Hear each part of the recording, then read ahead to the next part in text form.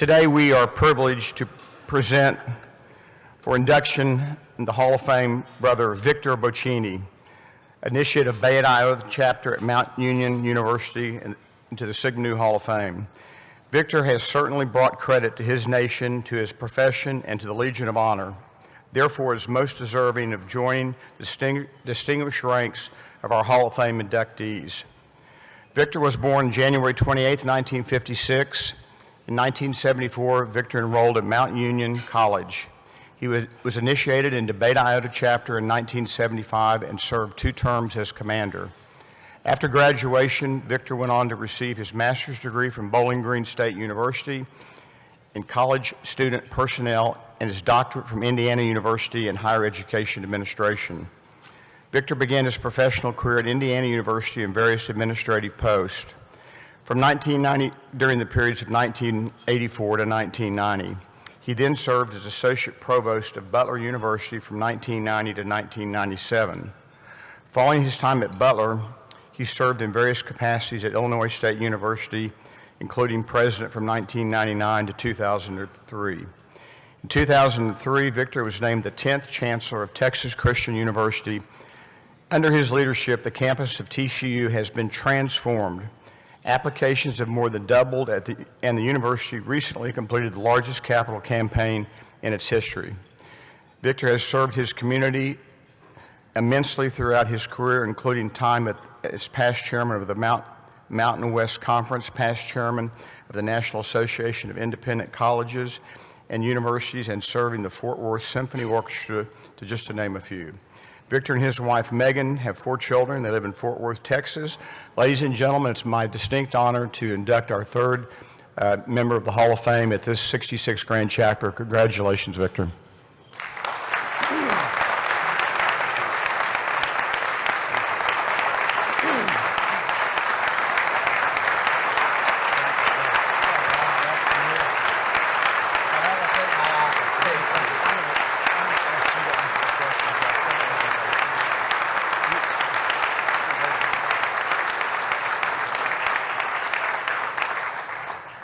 Dr. Boschini is now going to speak to us.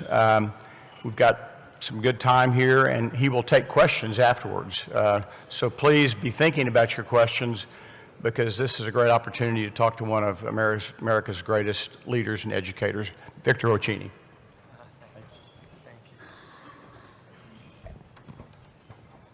Well, big disappointment. I'm not one of America's leaders in higher ed or anything like that, but thank you for thinking that.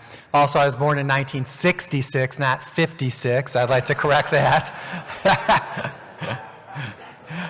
Thank you for this incredible honor you've bestowed upon me today. I mean that. When Brad Beecham and Brad Hastings visited me this past spring in Fort Worth and announced that I'd been selected, I was really touched. And this means a lot to me, and I want to thank you all for that. I'm very humbled to join the ranks of so many incredible men that have won this, and I definitely don't feel like I'm deserving of it.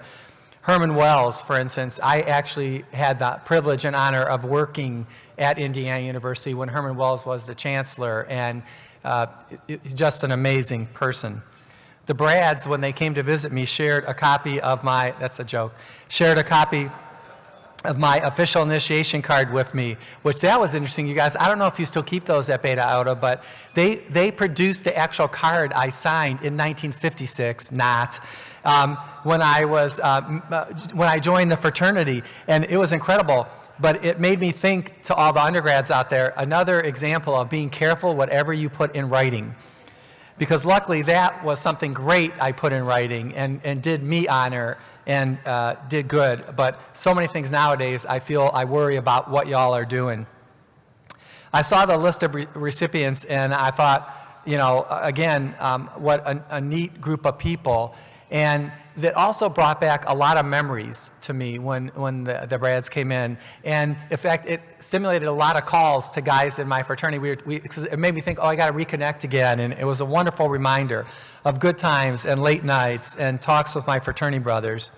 It made me also reflect more on what Sigma Nu actually meant to me. The 4th thing I thought about was that I realized the commitment I made to Sigma Nu nearly 40 years ago still was important to me. And that was also, I think, a very good reminder as I got busy in my life, both professionally and personally, to remember the things that were important to me about the Legion of Honor. When I pledged the Beta Iota chapter at Sigma Nu at Mount Union, I had no idea what awaited me. I was, of course, taught the principles of love, truth, and honor. And at the time, a lot of them, to be honest, were just words when I was a kid. I didn't really think about them enough. But as I got older, I realized the importance of them. The journey I've been on has taken me to many college campuses, and I've been fortunate to work at many colleges.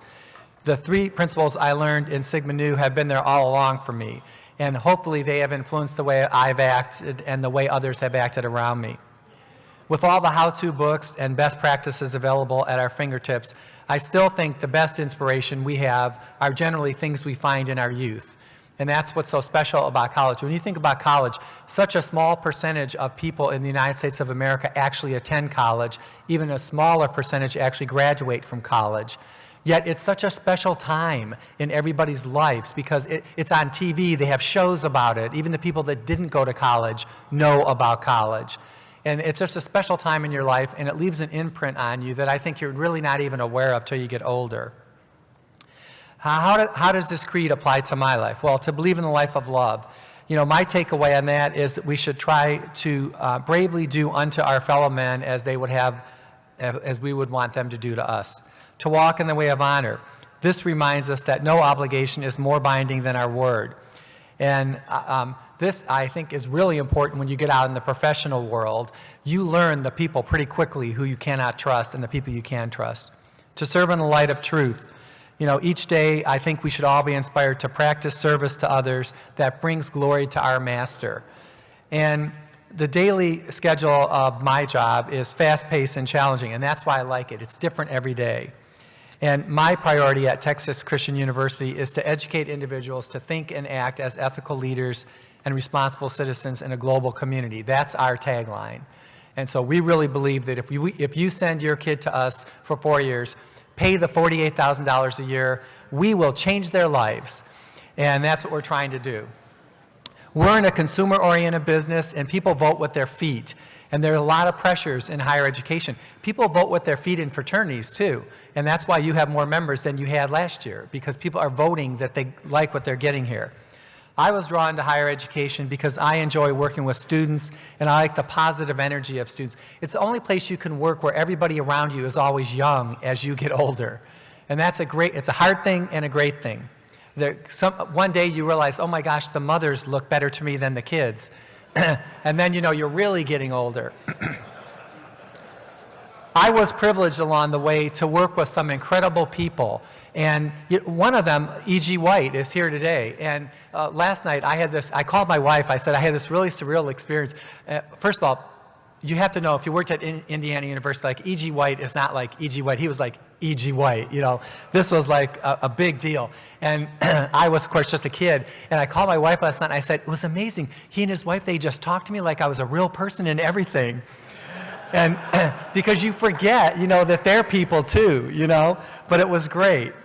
But the important thing I think that Mr. White always did and that Chancellor Wells always did is they didn't make themselves the priority. And I think that is so true. So many leaders today, they're the show, you know, just ask them. They weren't like that. They made you, whoever you were, the priority.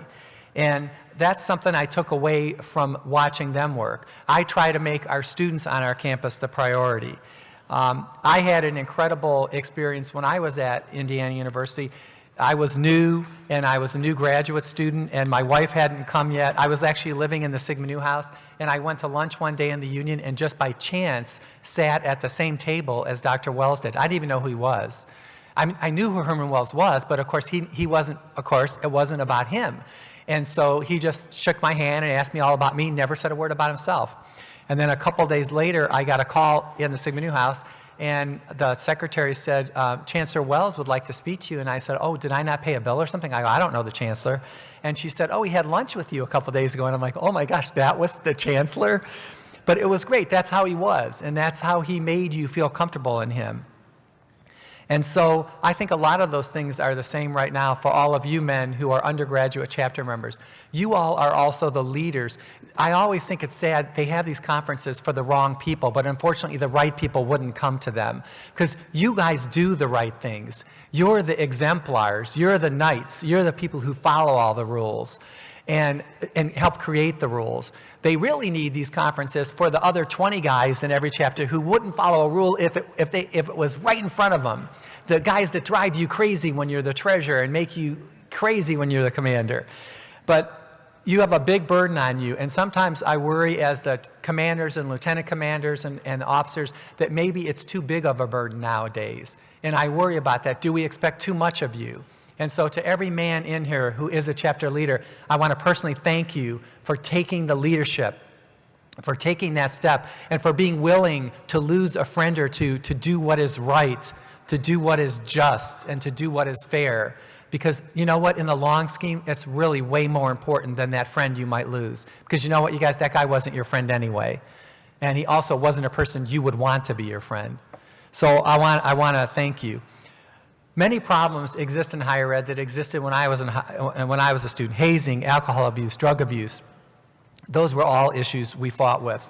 And I think the big issue nowadays for all students in higher ed and for all people that care about higher ed really is mental health. So many students come to college nowadays with issues that never would have appeared in college before. And that's not bad, that's not good. It just means we have to deal with that. 31% of students who come to college come on a regimen of psychotropic drugs. Those are drugs prescribed, that's 1/3 of all kids, come on a drug that's legal and prescribed by a doctor. That would have been 3% when I went to college back in 1956, as they said. And, you know, that's changed radically. And so I think that's a big challenge for all of our students. I think the two biggest issues kids have today, and if you're a student here, tell me if I'm wrong, is one, I think you live in a one-generational world, and I think that's a shame. I think the two biggest places people under 20 work are in the Gap, those kind of clothing stores, or in fast food. And basically, you're supervised with people with just as many pimples on their face as you have. And so you don't get a lot of, you bounce off ideas off each other, but when I was a kid, 100 years ago, I did landscaping every summer, and I worked with a guy who was 40, who I thought was 300 at the time. And he would have these really conservative ideas, and I had these really liberal ideas, but I would come to the middle with him while we were laying grass or putting in a new flower bed for somebody. And I don't think that happens enough nowadays for young people. You're in a much more one-generational world with all your media, and you just bounce these ideas off each other and validate them, and a lot of them aren't really that good. The other thing for you young people that I worry about you is I think you're in a desperate search for intimacy.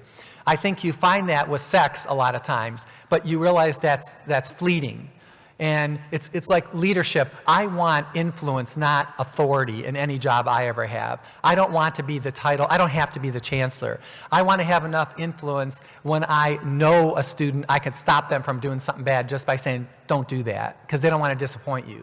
And that's the same thing with students nowadays. Young people under 30, I think, are in this desperate search for intimacy because we move too much, we divorce too much, we don't stay together, all these issues, which aren't bad or aren't good, they're just issues we face.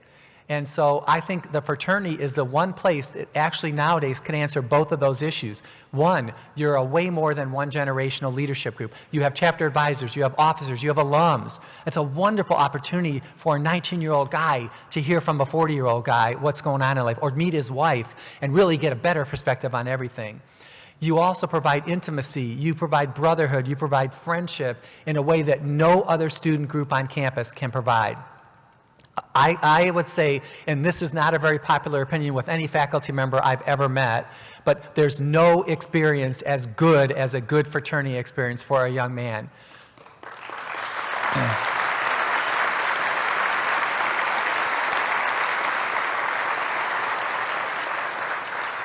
Unfortunately, there's no experience as bad as a bad fraternity experience for a young man or woman, and that's the mantle we are under.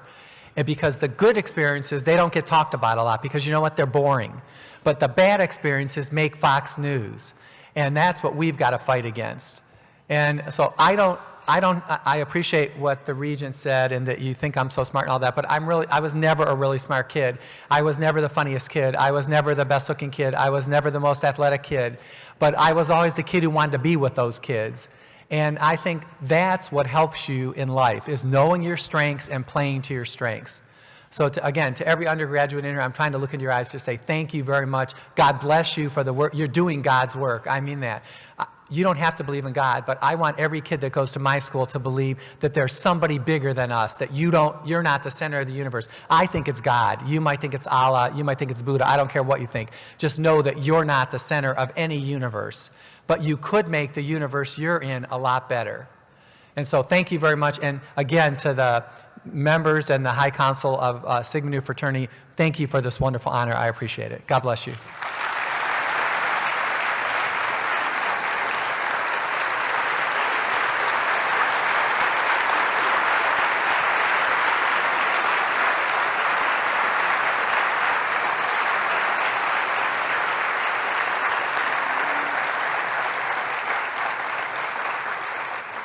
Thank you. I never say a long speech because I never heard a speech I thought was too short.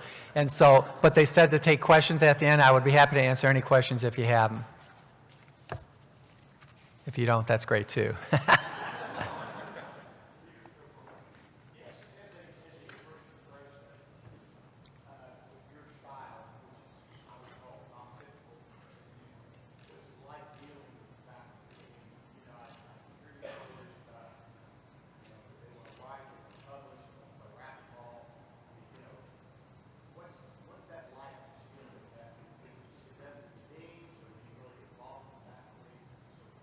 Oh, sure. Well, let's face it, the faculty are the heart of any good university. And faculty, most people go into teaching because they love their subject and they like working with students. And that's a great thing about a good faculty member. But I would say this, most faculty members have never been in a fraternity. I'd say that percentage is probably under 10% because, of course, they were the kids that had different kind of goals when we were kids. And that's not bad, that's not good again, but you just have to deal with that. I'm blessed with an amazing faculty at my school that really work hard and really put students as their first thing. I would have to say this, though. At a lot of larger schools that I've worked at and that I've gone to, the students weren't the priority. And I don't know how to make that better. I have personal theories on a lot of this, but I also think after about 10,000, you lose the ability to do that. Because, for instance, at a smaller school, you can't do anything anonymously, and that's a good check on everybody, faculty and staff and students. Yes, sir. I'm speaking, this is probably everyone. If we got like a new dean of students or a new chancellor, what can we do as a fraternity to foster a good relationship? Reach out and invite them to dinner? What matters to you? What's a good way to start that relationship on a good foot? Thank you. Good question. Like, if you have new administrators, how do you reach out to them? Exactly what you said. Reach out to them. Be the first one. Go ask them to come to dinner if you have a house. Ask them to come to your chapter meeting. Ask them to talk to your members. Get to know them on a human, one-to-one basis as much as you can. I would also have the leaders of the chapter initiate this because they're usually the better kids. And get them in there. Get them in front of this person. If it's a new dean, especially in the academic area, that's a great way to do that. And I think it's just important for them. And you know what? They're people too. I like meeting. I don't like just sitting in my office. My job could be incredibly boring. And so you make my job better. Even when you're bad, you make my job more exciting. Not you personally, but yeah. Yes, sir.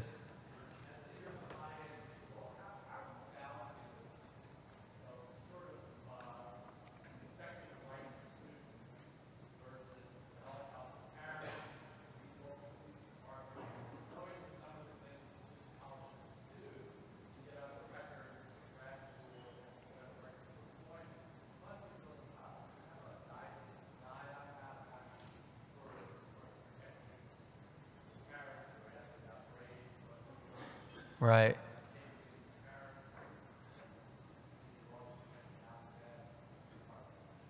That's a very hard, this is a very good question this man has asked. It's very hard.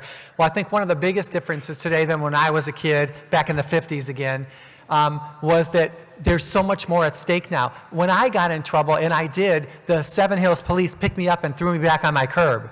And then my dad got more mad at me than Seven Hills police would ever do to me. Now you'd be arrested, you'd have your mugshot taken, it would be on your permanent record for the same things we did.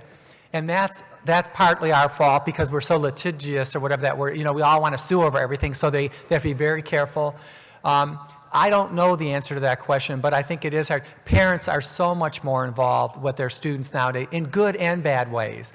I have 4 kids of my own, and I have a big saying, we have a lot of sayings in our family, and one of them is DOM.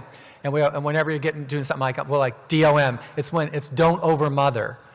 And, you know, that's like, let them breathe, you know, and so like, but I think that's hard having said that because, of course, I empathize with the parents. I think also the connection that a lot of kids are looking for nowadays, you know, you want them to be connected. I want them to be connected to their parents. I think that's an important part of their life. But I don't think their parents ought to be doing their homework and coming to their judicial hearings. But again, I'm not their parent. And so I don't know the answer to that question, but it's a big one, and it's a big issue on all American colleges and universities. I heard a parent my age say this once. They said, it's really funny, all those rights we fought for when I was 19, I think are the dumbest ideas I ever had.